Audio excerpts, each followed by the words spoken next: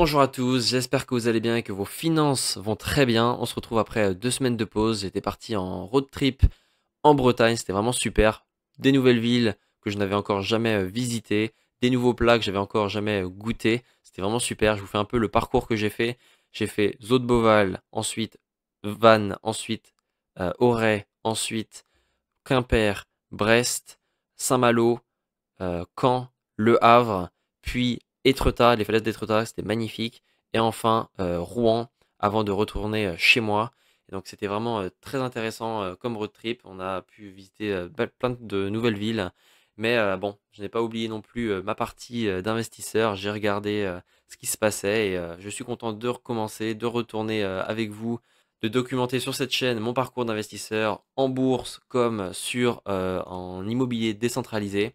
Alors, pour commencer, on va faire de la bourse. Donc, pour ce qui est de mes investissements, je vous avais laissé avec une moins-value globale sur mes investissements depuis. Alors, j'ai commencé à investir, je le rappelle, il y a 1 an et demi. Donc, il y a 2 semaines, j'avais moins 300 euros environ de plus-value estimée sur la globalité de mes investissements boursiers. Aujourd'hui, on est remonté à 318 euros. Donc, on est retourné en positif. Moi, je le rappelle, mon profil, c'est investisseur très long terme, donc 10, 15 ans, 20 ans. Je vais choisir des entreprises qui pour moi sont encore viables dans les 10-15 prochaines années, qui ont déjà montré qu'elles étaient capables d'investir sur le long terme et de pouvoir se développer avec des chiffres de croissance à plusieurs numéros. Donc notamment, on voit ici Visa, Oracle, BlackRock, qui ont pu montrer déjà des très belles performances dans mon portefeuille. J'en suis très fier. J'ai ensuite Boursobank avec mon PEA dans lequel j'ai investi dans des paniers d'actions, dans le Nasdaq et dans le MSCI World, mais aussi dans l'entreprise néerlandaise ASML, bon, qui aujourd'hui n'est pas au meilleur de sa forme, mais j'ai quand même des bons espoirs pour ses performances futures, compte tenu de ses résultats financiers et sa gestion de cash. Donc pour ce qui est de mes investissements en stock picking avec Interactive Broker, donc c'est là où je vais me challenger, c'est là où je vais essayer de moi-même analyser des entreprises pour essayer de surperformer les indices boursiers comme le S&P 500, comme le Nasdaq, etc. Ça va demander beaucoup de boulot, ça va demander beaucoup d'évolution et de modifications pour les prochaines années. Mais bon, pour l'instant, j'ai pris du Microsoft, du Alphabet et du Novo Nordisk qui est aujourd'hui ma plus grosse contre-performance. À l'heure actuelle, on est à moins 21% par rapport à son prix d'achat que j'ai effectué. Donc on va suivre tout ça. Pour mes objectifs à venir, je compte continuer d'investir dans le S&P 500 suite aux annonces de tarifs de Trump. Il y a eu des grosses baisses sur les marchés. On était quasiment revenu au prix d'achat que j'avais il y a 1 an et demi, hein. Donc pour moi, c'était l'occasion d'acheter. J'ai renforcé une position il n'y a pas longtemps ici dans cet ETF du S&P 500. Alors je le rappelle pourquoi j'ai investi dans DeGiro. Pour plusieurs raisons. De un, ils ont des partenariats avec les ETF.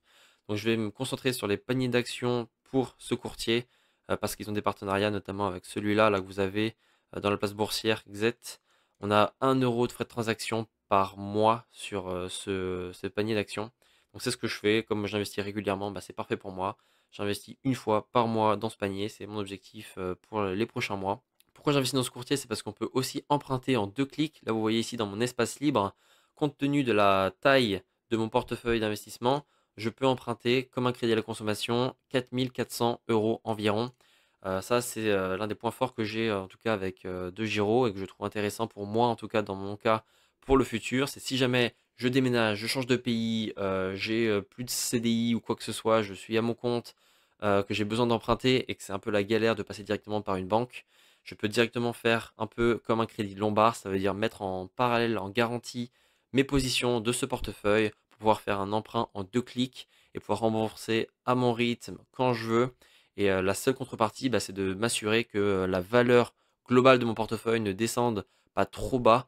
Sinon, DeGiro vendrait les positions histoire de se sécuriser pour être sûr que je puisse rembourser l'emprunt que j'ai contracté avec eux. Voilà, donc ça c'est un peu le seul risque qu'il y a à faire ça. On verra si j'en ai besoin, mais en tout cas voilà, je veux prendre des actifs ou des plateformes qui me permettent d'utiliser mes investissements en garantie, donc vraiment qui ont un poids quelque part, qui peuvent être utilisés pour faire des emprunts, pour rassurer quelqu'un, etc. Voilà pour ça, voilà, c'est pour ça que je choisis notamment ce courtier de Giro. Ensuite, pour ce qui est de mes investissements immobiliers, donc je voulais déjà documenter plusieurs fois dans cette chaîne. Je vous ai montré comment acheter, comment vendre les parts de propriété. J'ai fait le test. Là, vous voyez que j'ai renforcé un peu ce portefeuille immobilier. Je rappelle que mon objectif, c'est d'avoir 10% de sa valeur globale maximum par rapport à mes investissements boursiers. Donc là, j'ai 13 000 euros de valeur boursière. Donc, je ne vais pas dépasser les 1300 euros chez Realty. C'est mon objectif.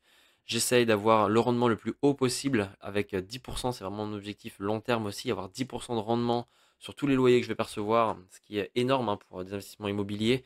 Mais c'est ce genre de choses qu'on peut obtenir avec une gestion privée, une gestion personnelle des investissements. Là, c'est moi qui ai dû faire manuellement tous ces investissements. C'est plus contraignant, mais en arrière, on a moins d'intermédiaires et donc c'est ce qui permet d'avoir aussi des bons rendements. Voilà. Et je vous ai déjà montré aussi comment les vendre. C'est aussi l'avantage, c'est que les parts de propriété prennent de la valeur avec le temps. Et donc, bah, forcément, ce qui est intéressant, c'est de pouvoir les revendre quand on en a besoin un jour aussi. Voilà, donc j'investis dans l'immobilier dans différents pays. Là, vous avez les États-Unis avec mes investissements dans des propriétés à Détroit, donc aux États-Unis, mais aussi ici au Panama, dans ces projets immobiliers, pardon, là, vous voyez Movassan et Vervana-T1, et ici en Colombie, c'est un logement court terme Airbnb ou équivalent, qui a un bon rendement du coup, vu qu'on fait du court terme. Voilà, donc je me diversifie dans les types de résidences, dans le type de projet, etc. Et vous voyez cette propriété qui est à Détroit, qui elle n'est pas un investissement immobilier, mais plutôt un prêt à quelqu'un qui souhaite travailler dans ce bien immobilier. Donc vous voyez, il y a 12 000 parts de ce bien, j'en ai pris 3, et la personne doit nous rembourser à hauteur de 11,6% d'intérêt. Et donc, ben, si elle n'est pas capable de rembourser ce prêt qu'on lui a fait, et ben, on deviendra propriétaire, moi, à mon niveau, de 3 12 millièmes de ce bien. Voilà. Donc c'est comme ça que ça fonctionne. Et donc, je vous ai déjà montré que je percevais déjà des loyers. Donc, c'est tous les lundis, hein. C'est l'avantage que j'ai aussi avec Realty. C'est que dans le futur, eh ben, je pourrais avoir des loyers tous les lundis. Et ça, c'est très confortable quand on souhaite ben, un peu être flexible dans sa manière de vivre. Eh ben, voilà, on voit que au fur et à mesure que les propriétés commencent à fournir des loyers, je le rappelle, après un achat chez Realty, on a environ 3 4 mois d'attente avant de pouvoir commencer à recevoir les premiers loyers.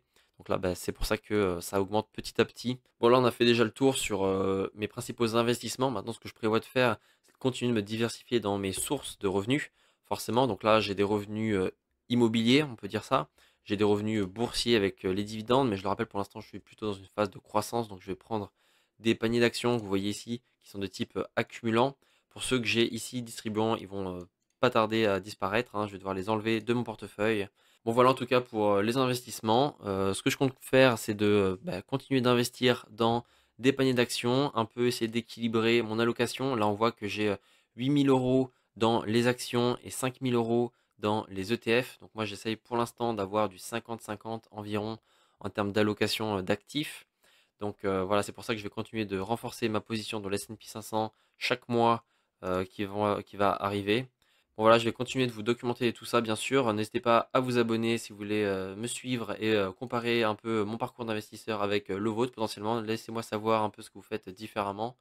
Pour ma part, je continue de suivre tous ces portefeuilles sur Finery. Si vous voulez commencer et essayer pendant un mois sans engagement, bien sûr, ça s'arrête tout seul si vous faites rien.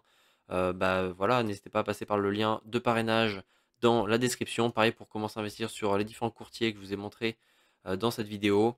Voilà, ça soutient la chaîne. Si vous en plus ça vous donne un bonus, bah, tant mieux. Et il ne me reste plus qu'à vous souhaiter de prendre soin de vous, soin de vos finances. Et puis on se dit à très bientôt. Salut.